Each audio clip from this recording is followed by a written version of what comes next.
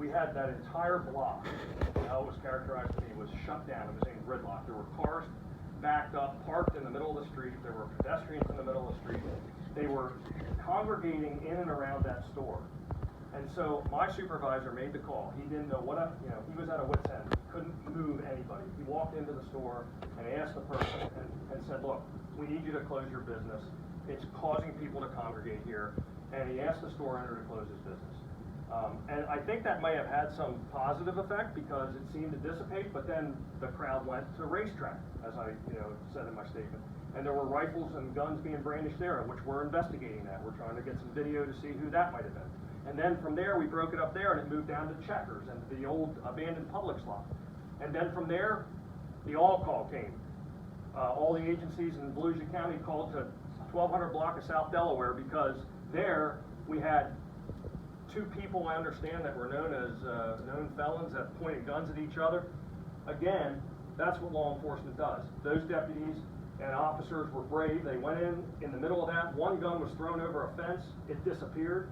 They were able to get one suspect into custody and recover a gun, while one of my officers is helping a deputy arrest that person. He gets hit in the back of the head with a bottle.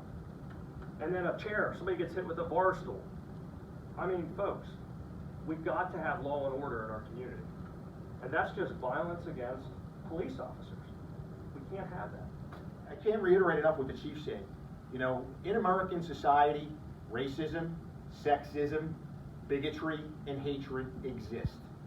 Okay, so it exists, and I understand some of the tensions that are out there in the community. But from where I sit and what I watched on that video has nothing to do with race. It has to do with lawlessness.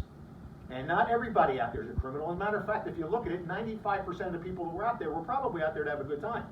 But you had 5% that was out there inciting a riot, carrying firearms, selling drugs, and destroying the community of life, the quality of life for the community. There's a lot of great people that live in Spring Hill. A lot of them have reached out to us, fearful of reprisal. They probably won't talk to you, but they're fed up with this too. This is being portrayed as a remembrance of somebody who was killed in gun violence 6 years ago. Well, if you read the flyer, nowhere on the flyer does it talk about somebody who was killed in gun violence. It doesn't say that. It says it's a car show and it's a concert. Furthermore, if it truly was that, why in God's green earth do I have guns pointed at deputies and officers and the crowd, and why are we recovering firearms from convicted felons? Let's call it what it is. It was an absolute shit show that somebody could have been killed. And law enforcement is being tarred as racist. And I'm not going to stand that. Some other elected officials or some other appointed officials may buckle when they hear that term. But this was anything but. We were out there doing our job, what we were paid to do.